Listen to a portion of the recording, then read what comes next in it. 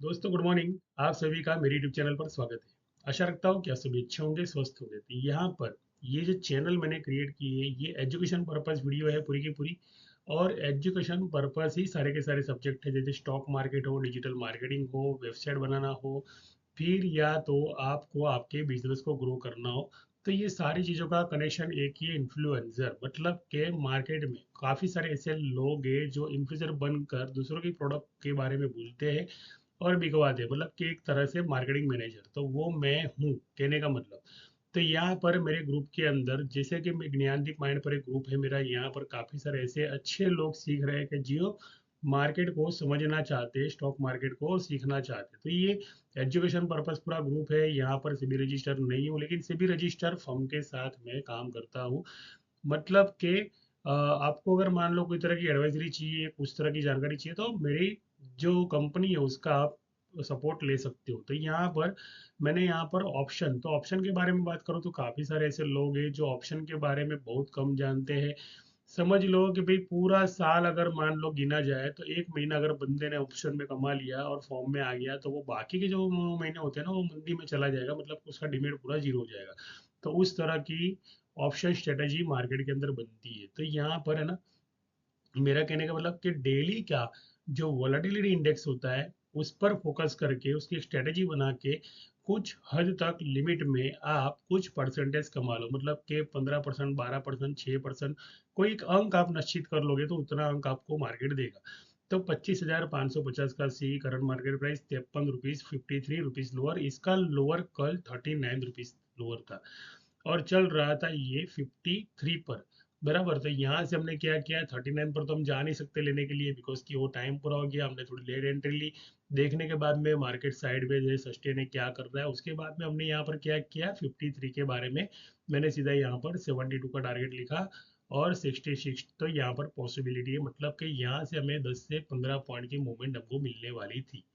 अब इंट्राडे की बात कर रहे थे, यहाँ पर देख लो 53 से 56 हुआ, 60 हुआ, 66 हुआ, 62 और लास्ट में 72 पर मार्केट आ गया। उसके बाद में मैंने यहाँ पर क्या लिखा, आफ्टर 130 आवर, मतलब कि इतना प्रॉफिट अगर बुक किया है तो आपको क्या करना है, धीरज रखनी है। अब 1.5 घंटे बाद में आपको ट्रेडिंग करनी है, मतलब कि ये पूरी एक सेफ्टी रखी।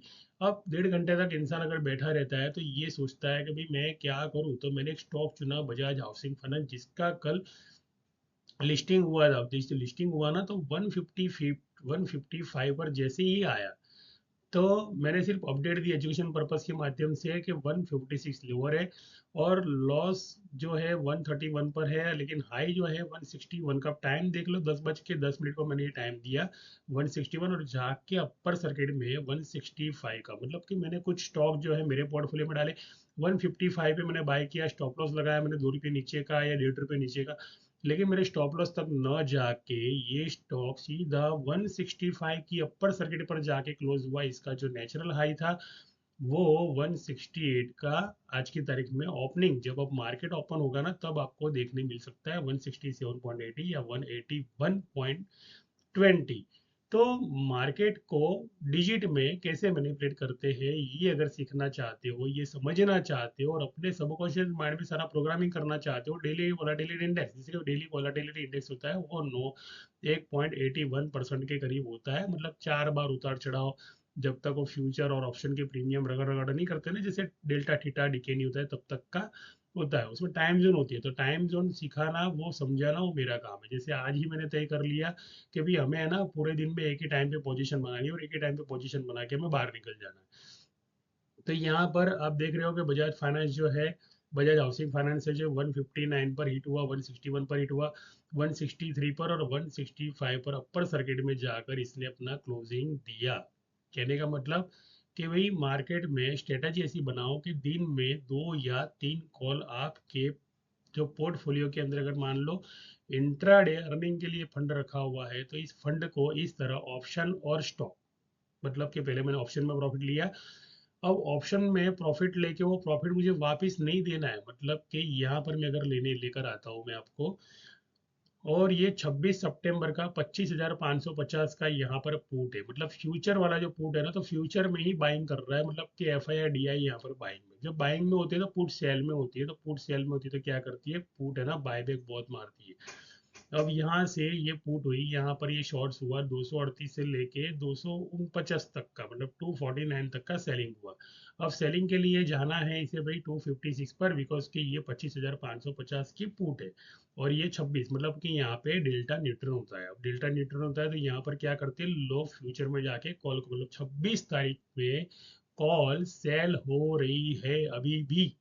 लेकिन 26 तारीख पे जब कॉल सेल होती है ना, तो जो राइटर होते हैं ना वो क्या करते हैं, 26 तारीख वाले जो कॉल सेलर से जो पहले ही हैच करके बैठते हैं तो उनकी ही जाके पहले ही ऐसे लीड कर लेते हैं। मतलब कि मार्केट 40 पॉइंट ऊपर ओपन हो रहा है, तो समझ लो कि मेरा जो 39 वाला लोअर है, जो कल की स्ट्राइक मैंने कमाई यहाँ पे, और 60-72 पर मैंने प्रॉफिट लिया है, यहाँ पर जो भी है 72 पर प्रॉफिट लिया है, यहाँ पर नीचे की तरफ में वापस से प्रीमियम डीके हो गया।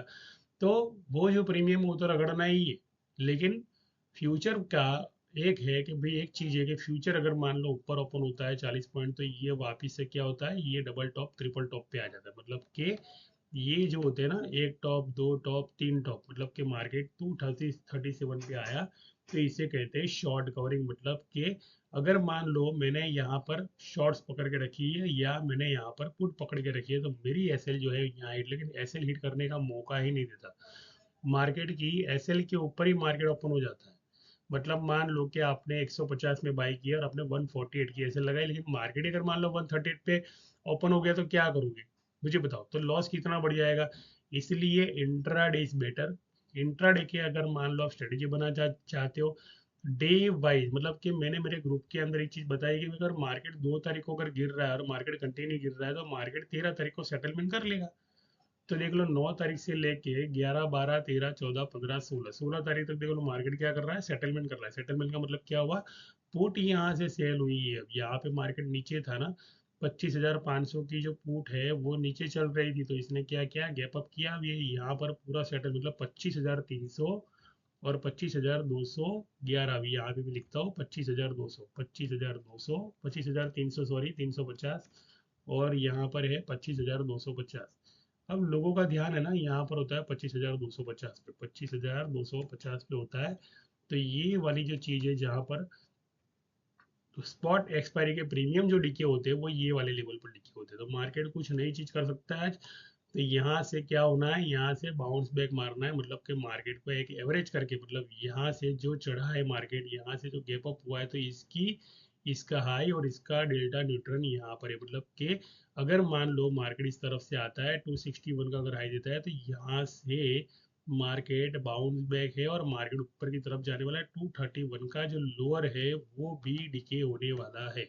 तो ये मान के आपको चलना है। तो चैनल कैसे बनती है, आपको चार्ट पैटर्न कैसे बनानी है, फ्यूचर के पुट में जाके आपको कैसे रिसर्च करना है, ऑप्शन डेटा कैसे देखना है, मार्केटिंग कैसे करना है, आपकी प्रोडक्ट को सर्विस को आगे कैसे बढ़ाना है, तो ये सारी चीज़ें हमारे प्लेटफॉर्म पर हम इजीली प्रोवाइड करते हैं। आपको रील्स बनानी हो, फिल्म बनानी हो, मतलब छोटी छोटी रील होती है ना, 1.5 मिनट की होती है, 90 सेकंड की होती है, जिसको कहते हैं रील्स। तो वो रील्स, मतलब कि आप अगर मान लो जैसी आपकी प्रोडक्ट वैसी ही आपको रील्स प्रोवाइड की जाएगी। मतलब कि आइए देखिए, प्रेजेंटेशन देखिए हमारी वेबसाइट पर और आगे बढ़िए। मेरा नंबर अगर चाहे तो आप डिस्क्रिप्शन में से ले सकते हो और आगे बढ़ सकते हो और अपने बिजनेस को भी आगे ले जा सकते हो। धन्यवाद।